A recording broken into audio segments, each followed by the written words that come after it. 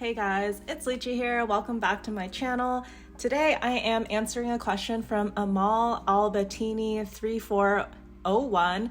They have said, can you please make a video about floor hacks? So today I'm gonna go over 4 tips that I have for how to do the floors in your cafe.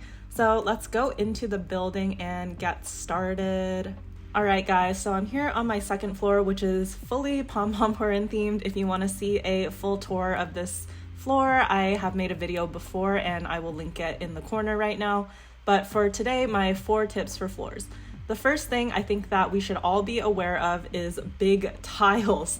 So basically, I think this should be relatively obvious, but as you can see, these big specialty tiles go over 4 squares, whereas the regular tiles go over just 1 square.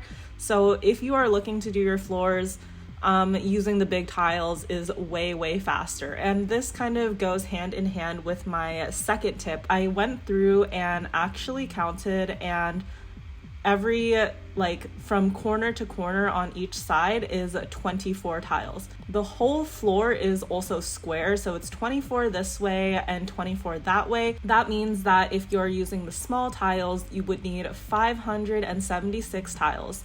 If you're using the big tiles, you only need 144 tiles. So I think this information is really useful if you need to come into this floor section and know how many big versus small tiles that you actually need to buy. All right, so that's my first 2 pieces of information that I think are really important to know about floors. The third piece of advice that I have is simply figuring out your design. So I think that once you figure out your design, like whether your entire floor is going to be the same color or you want to do something like a checkerboard pattern or a plaid pattern, make sure you first start out knowing the dimensions of the floor and knowing how many tiles of each color that you need to have.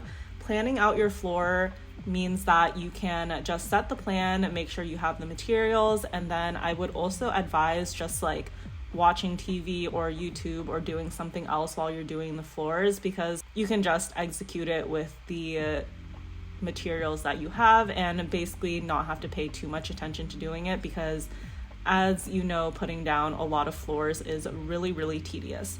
So basically that's my third piece of advice, is set the plan and then do something else while you're doing the floors. Okay, my 4th piece of advice is actually about removing the floors. So as you know, there's big versus small tiles, but I'm going to teach you guys a hack that I have for removing floors. Basically, grab any big tile that you have and you can place it like here in between these 9 regular tiles.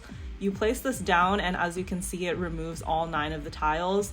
And then if I wanted to do this section here, just remove it again. And then if you don't have that many big tiles, you can just like drag this tile like over here.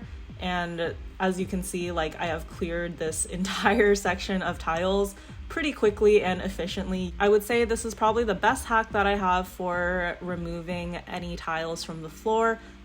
Also, if you're trying to remove these bigger tiles, it works as well. Make sure that you're just putting it like in the middle or on the edge of as many different tile spots as you can. And you place this down, and as you can see, all of these tiles are now gone. So I would say that if you're looking to try to change up your floors or put in a different color or a different pattern or something like that, this is a pretty quick and easy way to clear everything. So that's all the information that I have for you guys today. Hopefully you learned something and found it helpful. If you guys have other floor hacks, leave them in the comments. Thank you guys so much for watching, and I'll see you guys next time. Bye.